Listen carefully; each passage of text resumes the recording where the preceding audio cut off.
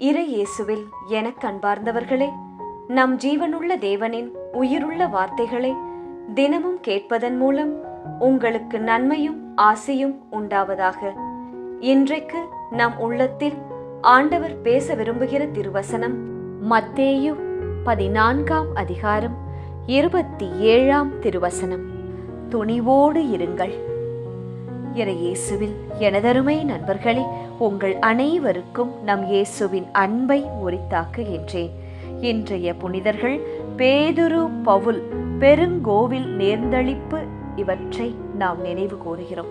பேதுரு மற்றும் பவுலிடம் நமக்காக இறை இயேசுவிடம் பரிந்து பேசி அவரின் மேலான இரக்கத்தை பெற்றுத் தரும்படி ஒரு நொடி ஜெபித்துக் கொள்ளுங்கள் என்று நவம்பர் மாதம் 18ஆம் தேதி செவ்வாய்க்கிழமை இன்றைய நாளில் தங்கள் பிறந்த நாள் மற்றும் திருமண நாளை கொண்டாடும் அனைவரையும் இறை இயேசுவின் அன்பும் ஆசிர்வாதங்களும் நிறைவாய் சேரட்டும்.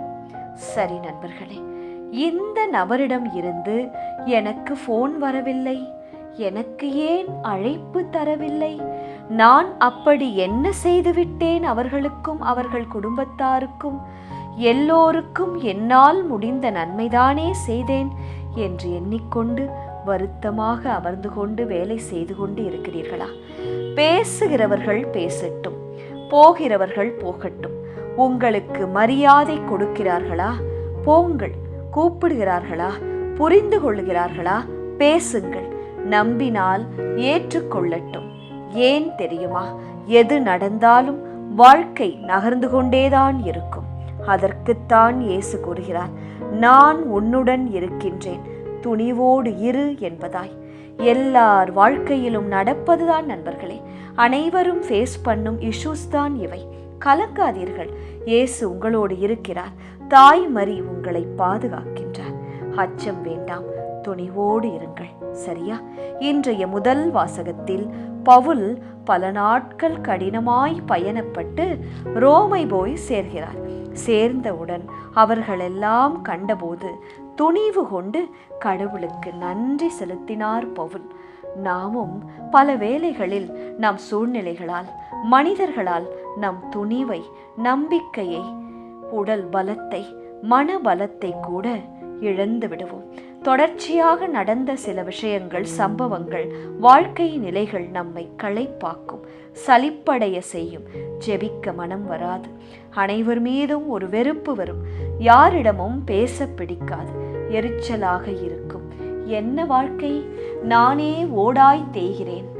என்னை ஏன் என்று கேட்பதற்கு ஆள் இல்லை. என்னை புரிந்து கொள்ள மாட்டேன் என்கிறார்கள். ஜெபிக்க, ஜெபமாலை சொல்ல சோர்வு வரும். ஆனால் பவுலை நினைவுபடுத்தி கொள்ளுங்கள். பவுல் எப்படி கடினமாய் பயணப்பட்டு பல தடைகளை தாண்டி ரோமை வந்து சேர்ந்தவுடன் துணிவு கொண்டு கடவுளுக்கு நன்றி செலுத்தினாரோ, அதே போல உங்கள் சந்தோஷத்தின் நாள், உங்கள் மன மகிழ்ச்சியின் நாள், உங்கள் நன்றியின் நாளும் வெகு தொலைவில் இல்லை நண்பர்களே. துணிவோடு இருங்கள். சரி, இன்றைய நற்செய்தியில் இயேசு கடல் மீது நடப்பதை கண்ட சீடர் கலங்கினர். முதலில் அச்சத்தில் அலறினர். உடனே இயேசு அவர்களிடம் பேசினார். துணிவோடு இருங்கள் என்றார். இதை கேட்டு பேதுரு, ஆண்டவரே, நானும் கடல் மேல் உம்மை போல நடக்கட்டுமா என்று கேட்டு இயேசுவும் சரிவா என்று சொல்ல பேதுரு நடக்க துவங்கினார். பின்பு காற்று வீசியவுடன் பேதுரு சில நிமிடங்கள் நடந்துவிட்டு மூழ்கத் தொடங்கினார். உடனே ஆண்டவரே, ஆண்டவரே, என்னை காப்பாற்றும் என்று பேதுரு கத்தினார். உடனே ஆண்டவராம் இயேசு தன் கையை நீட்டி பிடித்து கொண்டார் பேதுருவை. அதனோடு ஒரு கேள்வியையும் கேட்டார். நம்பிக்கை குன்றியவனே பேதுரு, ஏன் ஐயம் கொண்டாய் என்பதாய் கேட்கிறார். இதே கேள்வியைத்தான் நம்மை பார்த்தும் என்று இயேசு கேட்கிறார். ஏனென்றால் நாமும் இதே போல் சில சமயம் நம்பிக்கை குன்றியவர்களாய் வாழ்க்கையின் பாடுகளில், வாழ்க்கை நம்மீது மோதி அடிக்கிற அலைகளில் மூழ்கி போகிறோம். இயேசுவை மறந்து போகிறோம். நடந்து வா என்று சொன்னவர் இயேசு எப்படி நம்மை மூழ்கி போக விட்டு விடுவார்? இயேசு நிச்சயம் தன் கையை நீட்டி நம்மை தூக்குவார் என்பதை மறந்துவிட்டோம். இன்று நம்பிக்கை கொள்ளுங்கள், துணிவோடு இருங்கள்.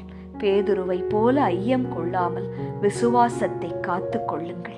இன்றைய திருப்பாடல் வழி ஜெபிக்கலாமா? இயேசுவே, பிற இனத்தவர் கண்முன்னே உம் நீதியை என் வாழ்க்கையில் வெளிப்படுத்தும். உமக்கு நான் அப்போது புதிய பாடல் பாடுவேன் இயேசுவே. ஏனெனில் இதுவரை நீர் வியத்தகு செயல் பல என் வாழ்க்கையில் புரிந்திருக்கிறேன். உமது வலக்கரம் இந்நாள் வரை, உமது புயமும் வலக்கரமும் வெற்றிகள் பல என் வாழ்க்கையில் அளித்துள்ளது. அதற்காக நன்றி இயேசுவே.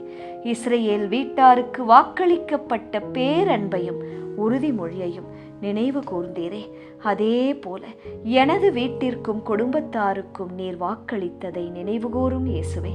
உலகெங்கும் அனைவரும் நீர் அருளிய விடுதலையை கண்டதைப் போல நானும் என் பிள்ளைகளும் என் சுற்றாரும் நீர் எங்களுக்கு அருளும் விடுதலையை, நல்வாழ்க்கையை, உடல் சுகத்தை காணும்படி செய்யும் இயேசுவே. இந்த நவம்பர் மாதத்திலே யாரும் நினையாத ஆத்துமாக்கள், உத்தரிக்கிற ஸ்தலத்தில் உள்ள ஆத்துமாக்கள், எங்கள் குடும்பத்தில் நண்பர்கள் மத்தியில் மரித்த ஆத்துமாக்களுக்காக ஜெபிக்கின்றேன். நித்திய இளைப்பாற்றி அவர்களுக்கு தந்தருளும் ஆண்டவரே. முடிவில்லாத ஒளி அவர்கள் மேல் ஒளிரக் கடவதாக. சமாதானத்தில் இளைப்பாற கடவார்களாக. ஆமேன். இயேசு கிறிஸ்துவின் பெரிதான நாமத்தின் நிமித்தம் ஜெபிக்கிறோம். ஆமேன். ஒவ்வொரு நாளும் உங்கள் உள்ளத்தில் ஆண்டவர் பேச விரும்புகிற இறை வார்த்தையை தெரிந்து கொள்ள ரோசரி பிரேயர்ஸ் சேனலை சப்ஸ்கிரைப் செய்யுங்கள். மேலும் உங்கள் நண்பர்கள் மற்றும் உறவினர்களுடன் ஷேர் செய்யுங்கள். நன்றி.